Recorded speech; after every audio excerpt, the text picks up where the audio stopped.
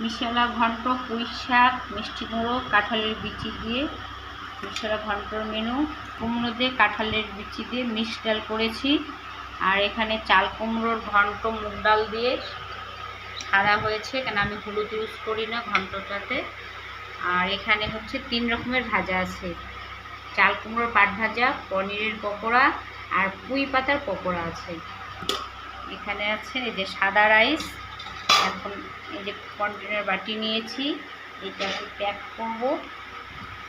এই যে ভাত দিচ্ছি, এই খাওয়ার ডেলিভারিটা যাবে এম বাজারে।